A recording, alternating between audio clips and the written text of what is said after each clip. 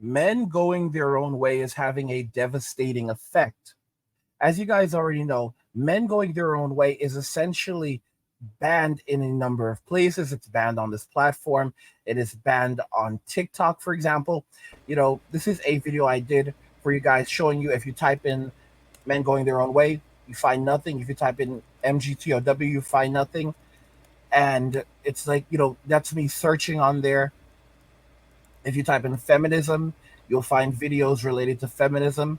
So, and you can see exactly if you type in M2, you'll find videos related to M2. But then if you go back and immediately type in MGTOW again, it is gone. There's nothing for it. Type in men going their own way. There's nothing for it. So it has been completely blocked on TikTok, a platform that itself will be banned very soon because the ban passed it was signed into law. So that platform will be gone very, very soon. They have a year to either sell it or to close it, and they filed a lawsuit on like on First Amendment legality, saying that it violates their freedom of speech or the freedom of speech of their users. That's not going to fly. So that platform will be gone soon, but it's having a devastating effect on relationships between men and women in Western society. The same women who said that they didn't want these men, they are now becoming frantic. They're beginning to say, where are the men? Why are men disappearing? You look at what the things that women have done, it's quite unbelievable. Also, men who are going their own way are not just going their own way from women, they're going their own way from society, they're going their own way from the state. A lot of these men are also walking away from the church. If you look at what pastors are saying, a lot of pastors are infuriated by what men going their own way are doing. You have men who are walking away from relationships in society, but you have men who are going their own way, who are basically saying that they are separating themselves from relationships and from the state. So these are a group of separatist men, and it is leaving women and the state ballistic. It's leaving the church ballistic. Let's go ahead and jump in.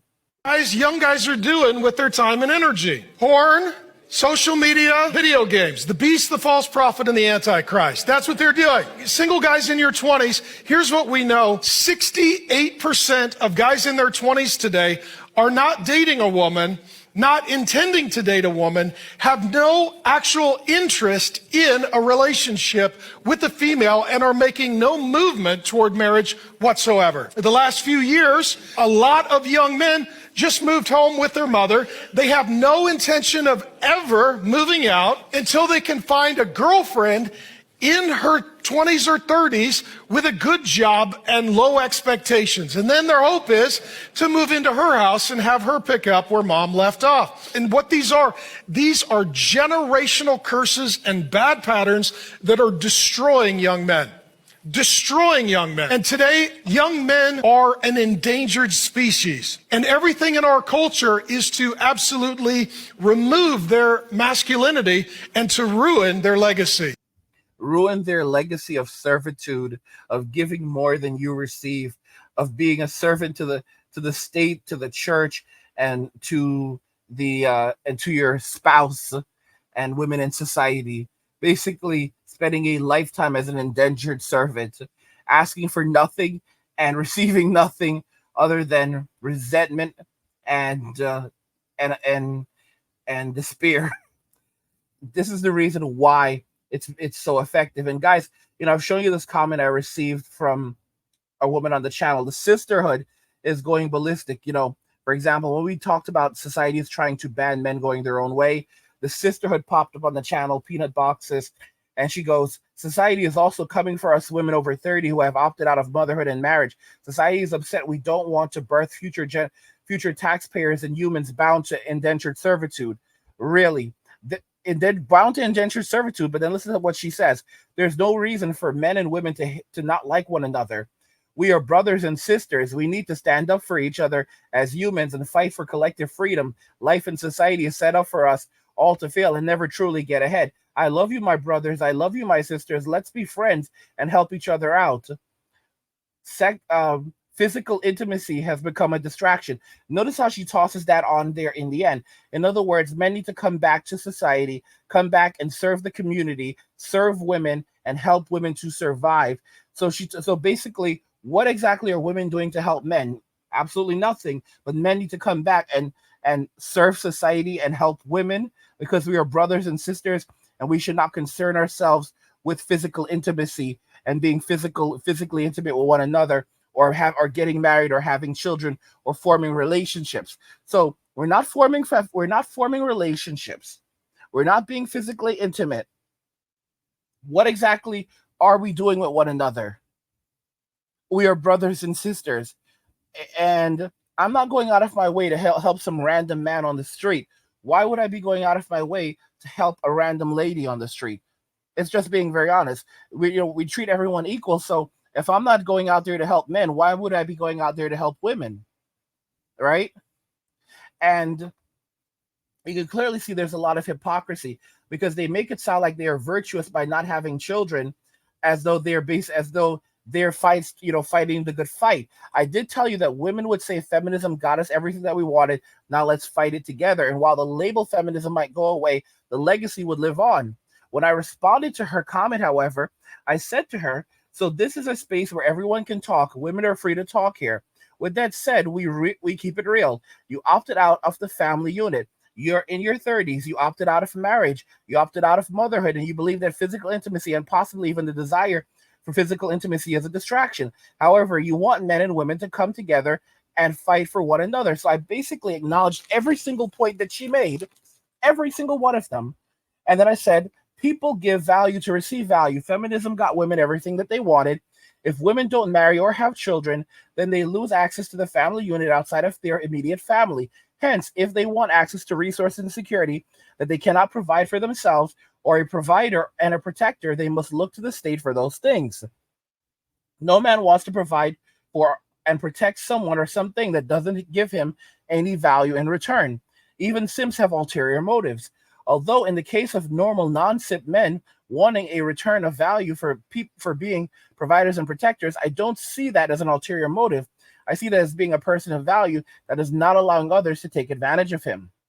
A man who is giving away his value for free, or forced/coerced into giving away his value for free, even under the guise of community, humanity, and love, is really just an indentured servant that is being gaslit. She immediately responds by saying, angry guy, red flags, and alarm bells going off with your response. You sound predatory. No physical intimacy from sisters equal no help. You've just shown me your true colors. Notice, she is the one who said earlier on that physical intimacy had become a distraction among everything else. I basically repeated everything she said, acknowledged everything she said, more or less in the order that she said it, and included the fact that she views physical intimacy as a distraction. She zeroed in on that one specific thing, then called me predatory, and said I've shown my true colors simply because I said that men give value to receive value, and as a result, she and women who made similar decisions, chose to opt out of motherhood, opt out of the family unit outside of their existing family, and would now have to look to the state to be a provider and protector. And because I said that, she immediately went on the defense and came after me. Do you see this, guys? This is the sisterhood. Notice what she says. No physical intimacy from sisters equal no help. That's mental illness right now right there, but also evil. In other words, no physical intimacy from the sisterhood means no help from the brothers, from the brotherhood. All right. There's really no brotherhood amongst men today. Men have walked away. Men are becoming lone wolves. Okay. But the interesting thing is, while men can live on their own and they can work, if a man needs something from another man, he'll just pay him. He'll either do whatever he has to do on his own, or do the best that he can.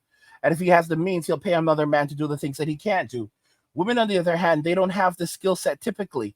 There are some women who are on YouTube, for example, that are like building vans themselves and doing repair work themselves, and that's impressive, and I completely commend them. The typical woman does not have these skill sets, and a lot of those women, I suspect, that are able to work with their hands, they likely gain those skill sets from their fathers. But the average woman, just like a lot of men today, don't even have those skill sets. but men are able to at least learn, and there are more men that do have those skill sets than women who don't. The women who do have those skill sets.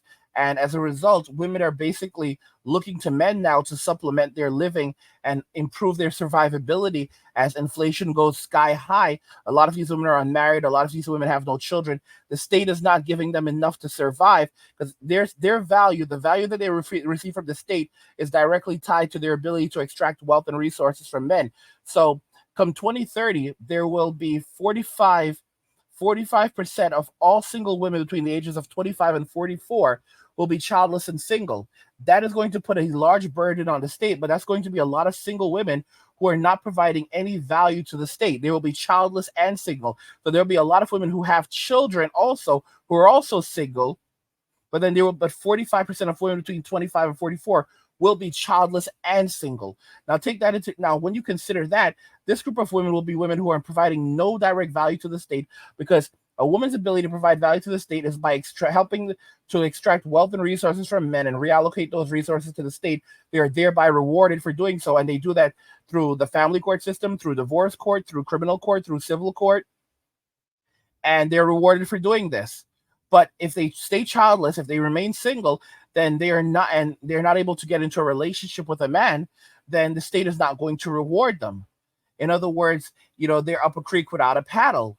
So now they're turning and looking to men to provide them with value for absolutely nothing, under the guise that, this is what human beings are supposed to do for one another. It's called a little thing. It's a little thing called community. And men are basically just, opting out and saying, yeah, I don't owe anyone anything. Miss me with that, Felicia. And they're pissed off. And then what do? They immediately turn around and say, oh, you don't want to help me? Okay, well, I'm going to have the state come after you, and the state will take everything away from you, and the state will destroy you, and I'll destroy your reputation. And guys, they don't seem to understand. Like Soraya has mentioned this. I love the fact she talked about this in one of her videos. She said women need to understand that women around the world, people and men in other countries, women in other countries are watching what women in Western society are doing. They can see the things that women are doing in these countries. This is the reason why you have Filipinas who grew up in poverty, who don't have a lot. And they didn't even finish, and they didn't finish school. They have no real education. They grew up in extreme poverty, and they know that they can attract a high value man instantly compared to a woman in Western society, because the men are fleeing and running away. All she has to do is feed this man and ensure that feed him and make sure that his balls are empty, and that's it. All right, make sure his belly is full, his balls are empty, and she's won. Because a Filipino will start creating value immediately once she gets into a relationship with a man. Physical intimacy is just her foot in the door, and then she starts creating value immediately, giving him a massage, cooking for him, cleaning for him, finding ways to make his life better, washing his clothes. All right, laughing at his jokes. Okay, rubbing his head, watching him, being quiet, sitting next to him, leaning on his shoulder, all right, while he's playing video games, never saying a single word, learning what he wants and what his likes are, creating value very, very quickly, bringing him to her family, introducing him to her family, and creating an environment where he feels welcomed. They do this very, very quickly because they know how to take care of a man. They know how to take care of a family. They show very quickly that they are capable of being wives and mothers. Okay? Women in Western society do not have this. This is the reason why you can have a woman, a Filipina, who does not have much. She grew up with very little. And a lot of Filipinos are very educated.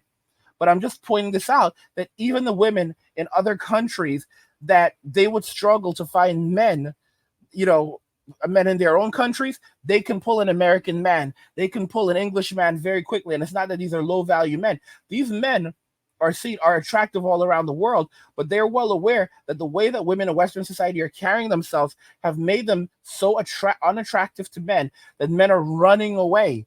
And they would be grateful to accept a woman who is just fit, feminine, friendly, and actually wants these men.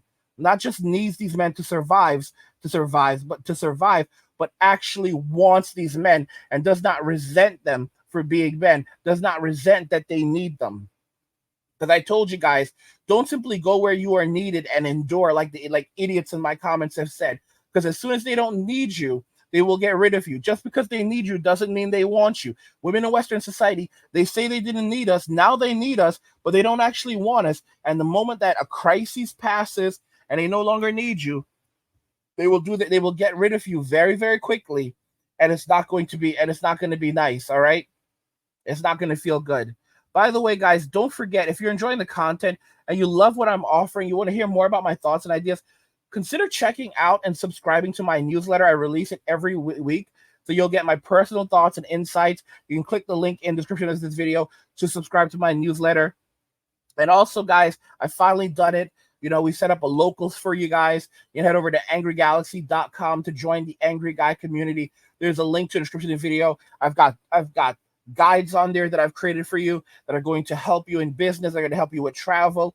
I've got exclusive videos over there for you. I'm communicating with you guys over there, giving you tips, corresponding with you so that you guys can build the lives that you want. So go and check out, the Angry Guy community, become a part of the community, become a part of the galaxy. There's a link to the description of the video. Guys, men going their own way is having a devastating effect. What do you think regarding this? Let me know your thoughts and we'll talk about it in the comments. Like the video if you like it. Don't forget to subscribe. And if you like the video, share the video. And just remember that all roads lead to MWA, men walking away, and share.